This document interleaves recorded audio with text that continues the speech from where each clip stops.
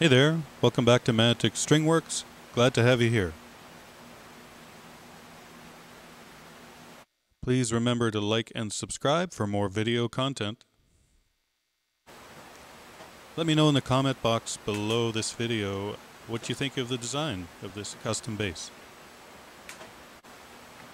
I thought you might be interested in having a look at this guitar I built about 6 years ago now. 2015 I think I finished it. So it's a bit of a Franken bass. Lots of different elements. So let's dive in and have a look. So you can see we've got sort of a precision style body. Now this is all solid maple. I routed it out, shaped it all myself. We'll start down here. Got a bit of a higher mass bridge. Generic. This was a very generic build. The pickups I have here are humbuckers, Musicman style. Now the routes were for something else originally, so that's why they're not quite precise. And the controls are simple, so we have a selector switch, neck, both pickups, and the bridge. Now these humbuckers can be split, and I haven't split them though. So what we basically have here is a volume, master volume, and a master tone. So I like it nice and simple, and actually I'm a big fan of having the switch instead of a blend. That way when you're playing, you're not trying to find a setting that you like, you just put it on what you want. Mix or individual. So I think that's a good idea. And we'll go up the neck. You see there's a hole in it. I bought this neck as a second, so I think someone drilled through it. So this is a precision size neck. So it's pretty nice. Frets weren't too bad when I got it originally, but I did dress them all up. They're not sharp. It's been a while. Kept the same plastic nut that it came with.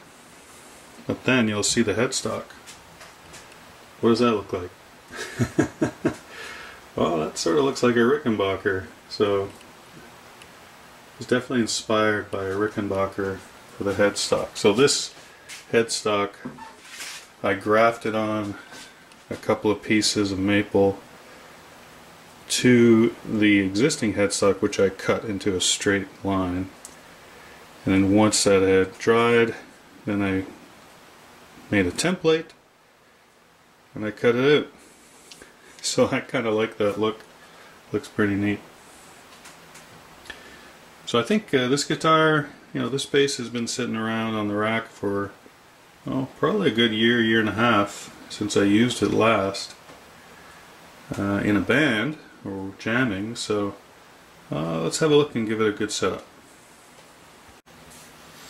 Okay, let's check the neck relief. So capo on the first fret and push down somewhere around the body joint. So in this case we're around the 17th, 18th fret, around here.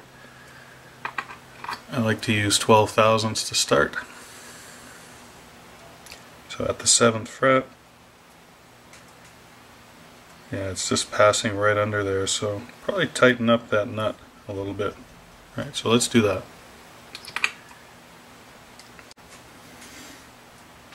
Alright, so this truss rod nut uses a 4mm. So that's just an old scratch-all that I popped off and then put a 4mm hex key in. I've got a bunch of 4mm. Here's another one, like a T-bar. It's another one I just put a little handle on, gives me a little longer reach. So that's nice and short. It's a longer one.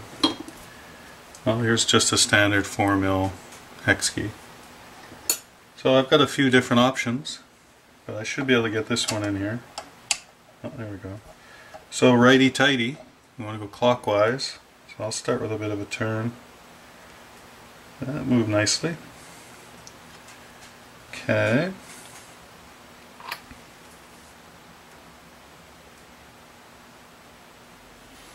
I think we'll give it another little bit here. Alright, so that's as far as I can go without taking the string off. Let's see if I can set this in there again. We'll wait and see. Let me move that for you guys. There we go.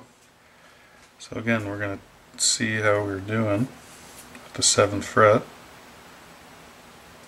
Oh, that's just starting to scrape. That's good. So let me take this one out. This 4mm. Let's try the T-bar.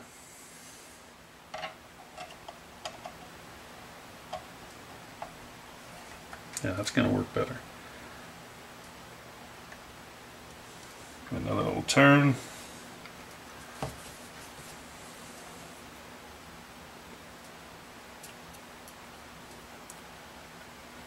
You should be able to hear that, so I'm starting to feel it scraping.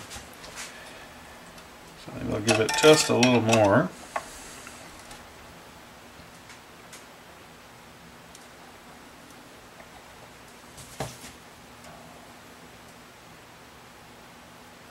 Yeah, I like that. So if you take a 10,000ths now, yeah, so it's right about 10 to 12 thousandths, so probably 11. I happen to have an 11 right here, so let's check it out. Yeah, that looks about right.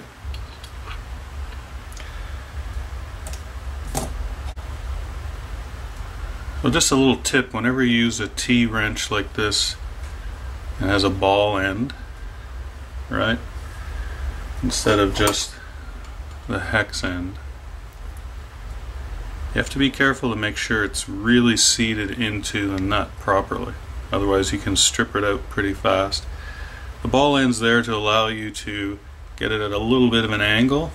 Not a big one, but just if you need just a little bit of an angle to get in somewhere, you should be able to turn the hex key.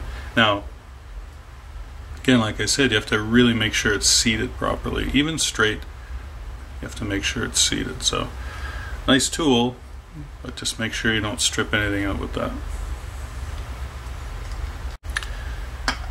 I'll check the nut action.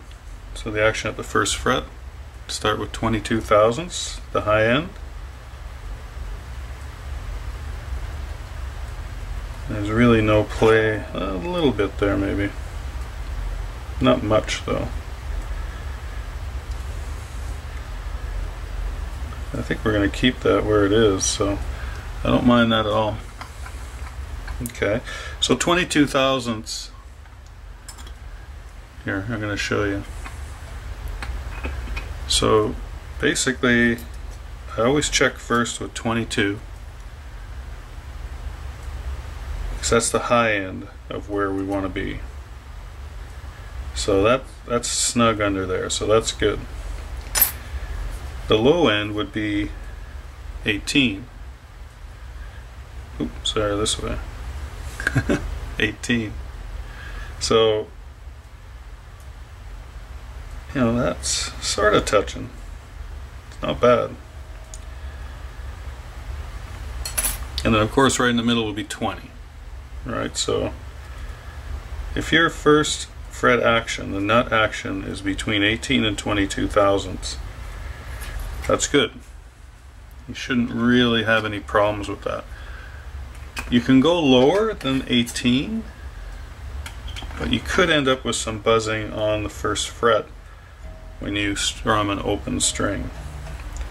Not every guitar can handle that low action like that, so if you stick at 18 as the lowest for most guitars, you should be fine. So let's just give a quick check of the intonation. I say this guitar, this bass has been sitting around for a while, but so what you do, open string, tune, pretty good, and then I'll do the harmonic for each of the strings. Make sure there isn't any wild variation. And then you do the fretted note. Now you don't press down super hard, right? Just enough. Just behind the fret. That's good, that's good. Do that one again.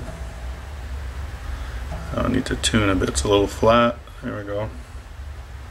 It's better. And the E is pretty good too. I'll tune that a bit. So now intonation is not perfect, right? It's going to be very, you're going to want to try and get as close as you can to perfect. The only way to get it perfect would be a compensated nut, and to ensure that all the spacings on your fret are perfectly mathematically calculated and precisely cut where they should be. So there's a lot of factors that go into perfect intonation, but for the most part, if it's really close, that's good enough. I'll just have a look at the pickup height. So I like to start at 1/8 for the bass side, 3/32 for the treble.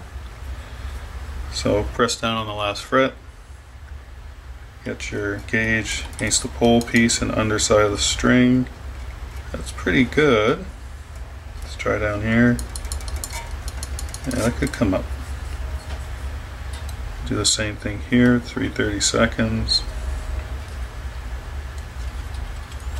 Now this is all your preference, of course, right? So start somewhere. So I'm using 1/8 and 3/32, and then adjust. So raise or lower the pickups to your preference. You don't want them too close, obviously, because then they interfere with the string vibration. The magnetic field could actually pull your string out of tune or slow down the vibration, so you get some weird tonalities. And if it's too low, well, you're just not going to pick up any volume. So, start at 1/8 and 3/32, and then you can adjust it from there. Hey, thanks for watching. Love to know what you think of the bass. Do you like the style? Do you like the Rickenbacker headstock? The P-style bass, the Musicman configuration? Let me know in the comments below.